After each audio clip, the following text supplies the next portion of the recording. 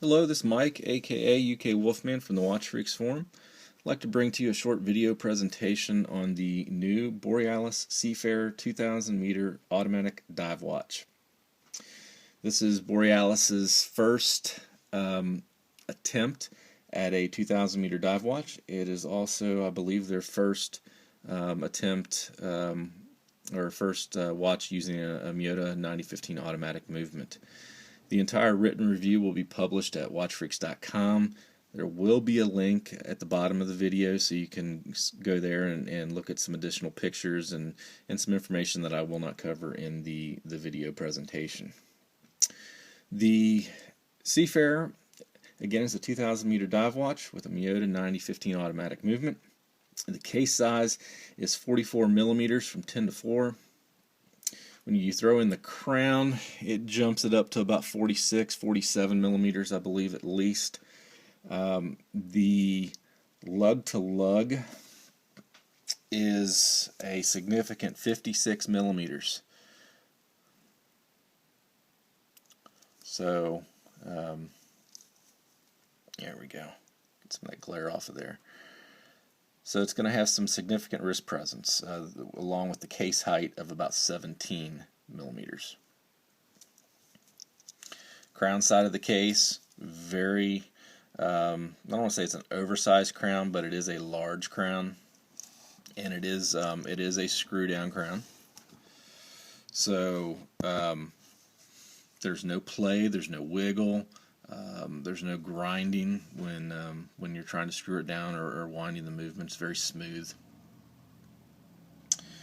The first thing that you really see when you look at this watch, and a lot of people may or may not like it, but the first thing that you notice is really going to be the handset and the dial. Has a lot of similarities to the Tudor Pelagos.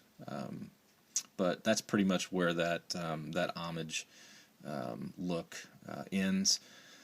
The rest of the watch and so forth, in case, Bracelet, etc., are used by some other companies for some of their models. But it does have a look of a Tudor. The bezel is a 120 click unidirectional bezel. You can hear it's got very nice, precise clicks. There's really no play or wiggle in this particular bezel. The ceramic bezel is a high polish, so it's very reflective, and it is lumed at all the markers and at the pip. The lume on the dial and on the bezel is BGW9. Has a nice blue lume to it, and it's it's pretty significant on this particular model. It's still not as strong as I would like to see, but it looks nice. Also, with it being a 2,000 meter dive watch, helium release valve on the non-crown side of the case. I want to point that out. And probably the only thing that I would change about this particular watch, as far as the case is concerned, would be drilled lugs for easier strap changes. And then maybe on the crown, I would like to see some type of branding and so forth.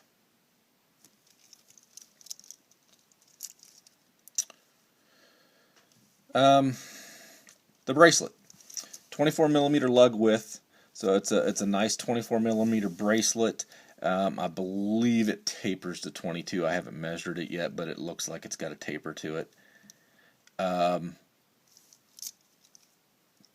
Push button dive clasp,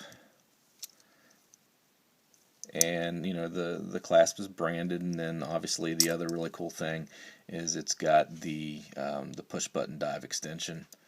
3 micros on the outer portion of the clasp. I don't think, based on the way the clasp is designed underneath, that third micro, maybe you can see that, I hope you can see that, is pretty much useless. You're not going to be able to use that. So as far as for sizing and so forth, those first two would be the only ones that would really be usable. Screw-in links.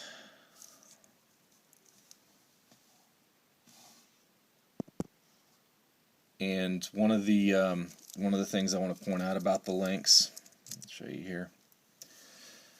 And hopefully this will show up pretty well.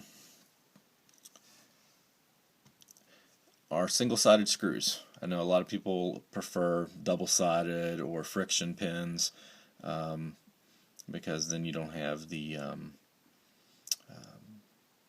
a greater possibility of stripping a link.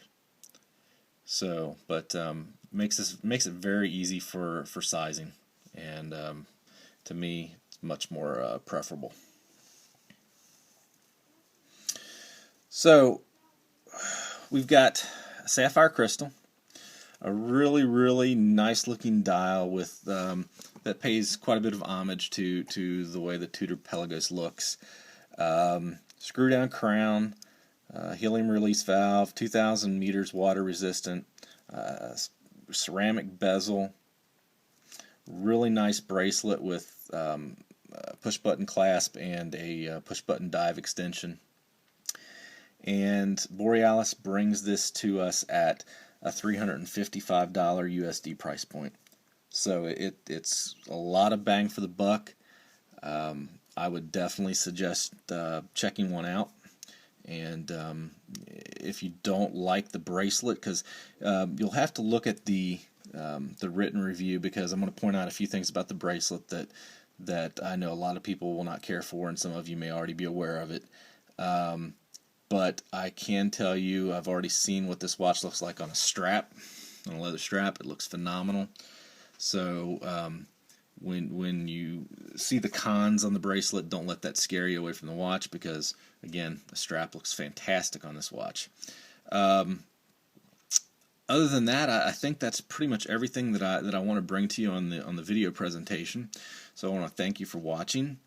Definitely go to watchfreaks.com, and again, there will be a link at the bottom of the video that'll direct you to that written portion of the review. And you can see other photographs, some Lume shots, and some of my other thoughts. And as always, I look forward to any comments that you might leave, so feel free to leave them here at the video or in the written review on the forum. Thank you.